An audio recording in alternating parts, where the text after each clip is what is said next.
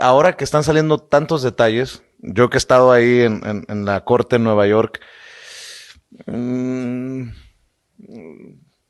lo trato de digerir, pero ¿no te da más miedo haber sido tan, o seguir siendo tan crítica de Calderón, frontal, con el tema de Genaro García Luna, porque pareciera que la verdad la realidad nos ha rebasado, ¿no? Nos imaginábamos algo y resulta que, bueno, lo mismo tú te ha tocado vivirlo en carne propia en Juárez, como ahora escuchar tantos detalles.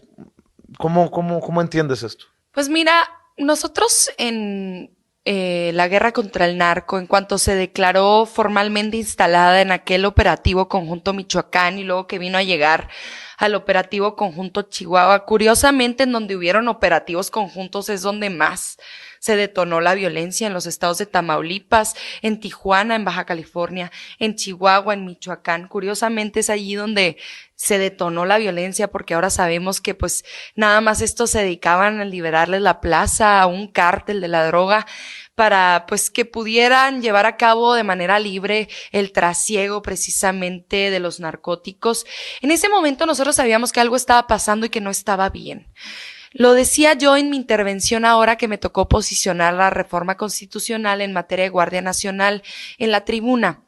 Me dieron 15 minutos de discurso y lo decía yo, en ese momento no sabíamos identificar los buenos de los malos y eso daba mucho miedo. No sabíamos si la extinta Policía Federal estaba con nosotras y con nosotros o con ellos, con los narcos.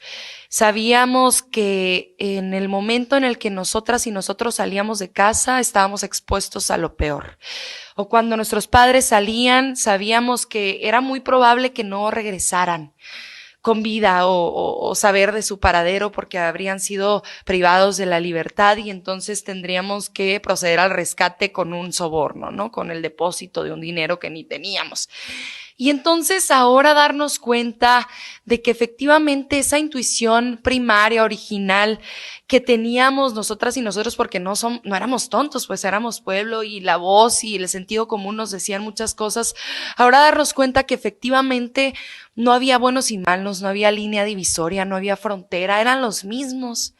Eran secretarios de seguridad pública, narcotraficantes o narcotraficantes disfrazados de secretarios de seguridad pública, como lo quieran ver ustedes. Estaban en su nómina o estaban en nuestra nómina. Ahora darnos cuenta de que hay testimonios, de que sí hay pruebas, de que hay un juicio que se está llevando a cabo en uno de los países, hay que decirlo, con mayores índices, con mayores índices de justiabilidad, con menores índices de impunidad.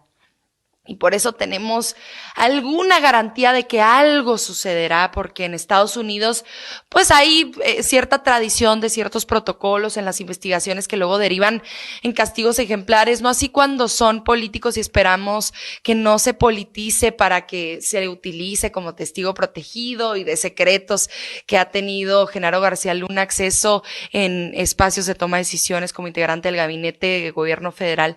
Pero tenemos cierta esperanza de que no solamente sea este testimonio inicial del grande, sino también de muchos otros que no nada más provengan del crimen organizado, sino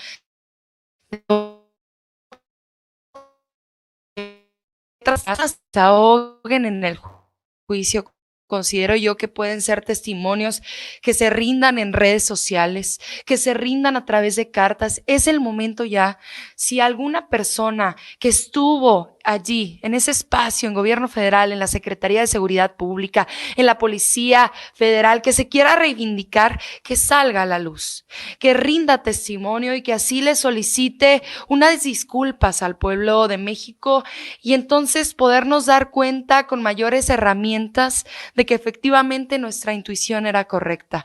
Por fin estamos teniendo derecho, todavía no a la justicia, pero a algo indispensable para tener justicia, que es a la verdad. La verdad es indispensable para construir una narrativa de un pueblo que estuvo siempre al margen del abandono, al margen de la mentira, al margen de la desinformación y al margen de la violencia.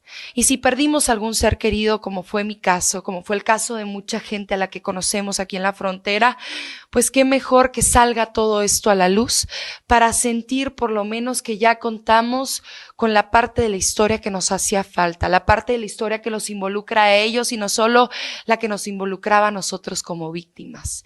Y por eso una parte nos revuelve la tripa, pero otra parte también desenreda nudos en el corazón y eso es bien importante.